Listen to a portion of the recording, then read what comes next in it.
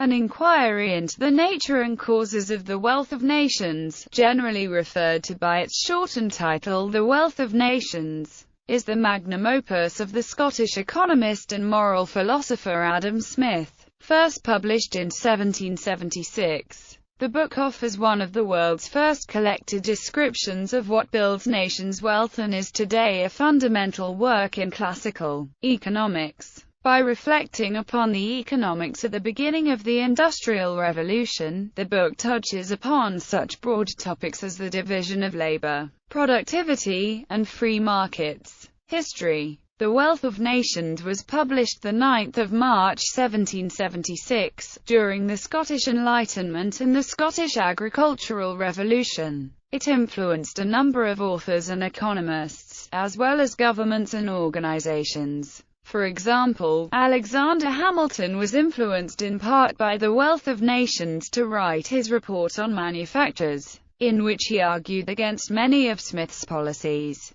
Interestingly, Hamilton based much of this report on the ideas of Jean-Baptiste Colbert, and it was, in part, Colbert's ideas that Smith responded to with The Wealth of Nations. Many other authors were influenced by the book and used it as a starting point in their own work, including Jean-Baptiste Say, David Ricardo, Thomas Malthusson, later, Ludwig von Mises. The Russian national poet Alexander Pushkin refers to The Wealth of Nations in his 1833 verse novel Eugene Onegin. The Wealth of Nations was the product of 17 years of notes and observation of conversation among economists of the time concerning economic and societal conditions during the beginning of the Industrial Revolution, and took Smith 10 years to produce. The result, an inquiry to the wealth of nations, was a treatise which sought to offer a practical application for reformed economic theory to replace the mercantilist and physiocratic economic theories that were becoming less relevant in the time of industrial progress and innovation. It provided the foundation for new economists, politicians, mathematicians, biologists, and thinkers of all fields to build upon. Irrespective of historical influence, The Wealth of Nations represented a clear shift in the field of economics,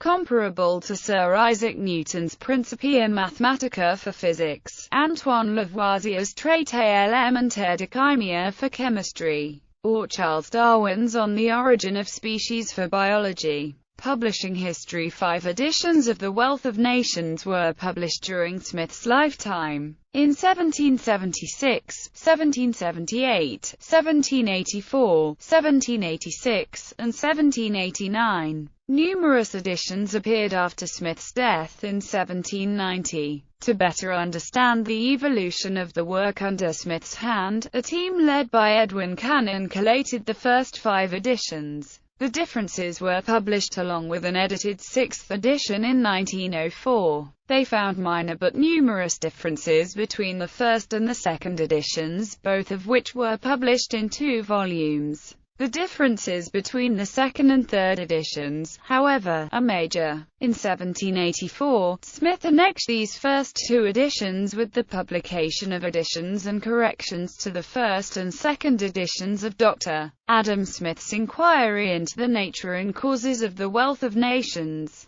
And he also had published the 3-volume third edition of The Wealth of Nations, which incorporated additions and corrections and, for the first time, an index. Among other things, the additions and corrections included entirely new sections. The 4th edition, published in 1786, had only slight differences from the 3rd edition, and Smith himself says in the advertisement at the beginning of the book, "One have made no alterations of any kind." Finally, Cannon notes only trivial differences between the 4th and 5th editions, a set of misprints being removed from the 4th and a different set of misprints being introduced.